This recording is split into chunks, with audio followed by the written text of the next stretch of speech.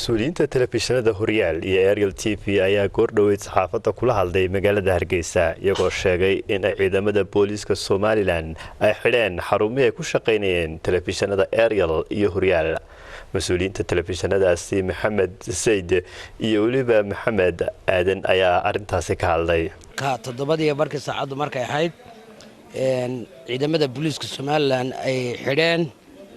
labada telefishin ee Horyaal iyo Aerial TV sababta lagu xidhay TV-yadaas xog buuxda ilaa hadda kama hayno hase yeeshee warqad uu sitay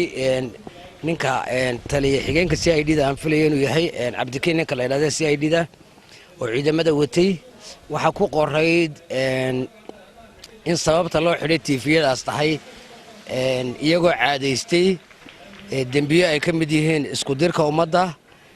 wax ka sheega ciidamada qaranka iyo khalkhalinta iyo wax u dhimidda nabadgelyada jamhuuriyadda Somaliland iyo wada jirka ummadda intaas ku qorayd warqadda wax koobiyahoona laga siiyay ama aanu ka helay ma jirto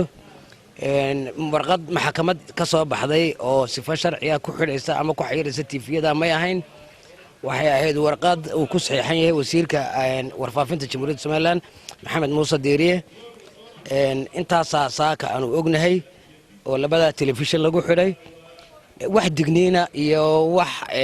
war ah iyo wax warqad ah iyo xataa koobi kamida warqada lagu xiriiray TV-yada annaka deena lama siinin oo ma aanan helin nin walba uu dhiibo akhrisoon buu ku yiri dabeetana markuu akhristana xataa sawir inaanu ka qaadano way diideen labadii telefishin saasay ku xiran yihiin oo lagu xidhay saaka runtii arintaasi waa arin aanu ka xunahay waayo dalku sharci buu leeyahay nidaam iyo dawladnimo aynu leenahay wasiirino warqad soo qoro oo yiraahdo institution shaqeynaya oo konton qof ka shaqeynayaan oo lacag badan ku baxayso oo satellite-ka uu ku jiro TV-gu airtime-ka minute-kiiba ay lacag fara badan ku baxayso markuu saacad xanibnaadaba lacag dhowr kun oo dollar ay ku baxayso waa ayaan daran u aragnaa in runtii la xiriiro todobadii barkii xarumaha telefishinada labada telefishin ee Aerial iyo Horyaal ciidamada booliiska ayaa la wareegay ka maamul ahaan ma jirto cid dambi lagu soo eedeysay maxkamadna geysay oo sifo sharciyana marisay si aad moodo in jabhadii ama tujuubkii dadka la tujuubay la boobayay